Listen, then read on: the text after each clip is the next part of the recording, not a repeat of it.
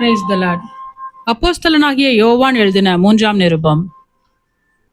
மூப்பனாகிய நான் சத்தியத்தின்படி நேசிக்கிற பிரியமான காயவுக்கு எழுதுகிறதாவது, பிரியமானவனே, உன் ஆத்துமா வாழ்கிறது போல நீ எல்லாவற்றிலும் வாழ்ந்து சுகமாய் இருக்கும்படி வேண்டுகிறேன்.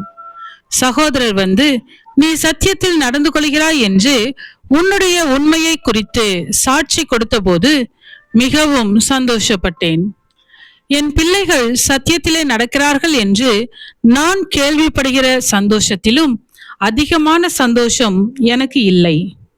பிரியமானவனே, நீ சகோதரருக்கும் அந்நியருக்கும் செய்கிற யாவற்றையும் உண்மையாய் செய்கிறாய். அவர்கள் உன்னுடைய அன்பை குறித்து சபைக்கு முன்பாக சாட்சி சொன்னார்கள். தேவனுக்கு முன்பாக பாத்திரமானபடி அவர்களை நீ வழிவிட்டு அனுப்பினால் நலமாய் இருக்கும். ஏனெனில் அவர்கள் புறஜாதியாரிடத்தில் ஒன்றும் வாங்காமல் அவருடைய நாமத்தின் நிமித்தம் புறப்பட்டு போனார்கள்.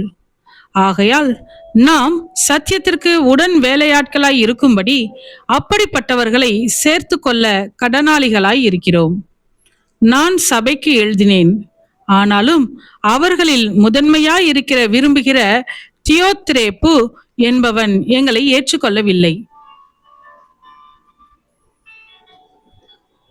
ஆனபடியால் நான் வந்தால் அவன் எங்களுக்கு விரோதமாய் பொல்லாத வார்த்தைகளை அலப்பி செய்து வருகிற கிரியைகளை நினைத்து கொள்வேன்.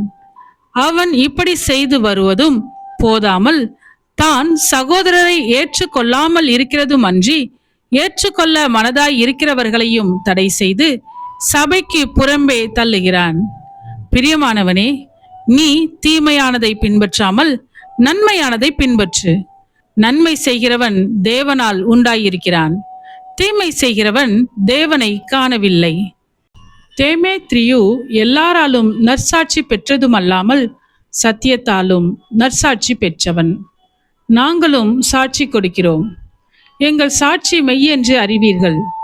எழுத வேண்டிய காரியங்கள் அநேகம் உண்டு, ஆனால் மையினாலும் இறகினாலும் எழுத எனக்கு மனதில்லை. சீக்கிரமாய் உன்னை காணலாம் என்று நம்பியிருக்கிறேன். அப்பொழுது முகமுகமாய் பேசிக்கொள்ளுவோம். உனக்கு சமாதானம் உண்டாவதாக. சிநேகிதர் உனக்கு வாழ்த்துதல் சொல்லுகிறார்கள். சிநேகிதரை பேர் பேராயாக வாழ்த்துவாயாக. ஆமேன்.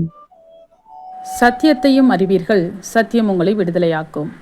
இந்த வசனத்தின்படி அநேகர் சத்தியத்தை அறிந்து விடுதலையாக்கப்பட இந்த சேனலை லைக் செய்யுங்கள், அநேகருக்கு ஷேர் பண்ணுங்கள். ஜீவ வார்த்தையை தினமும் கேட்க சப்ஸ்கிரைப் செய்யுங்கள்.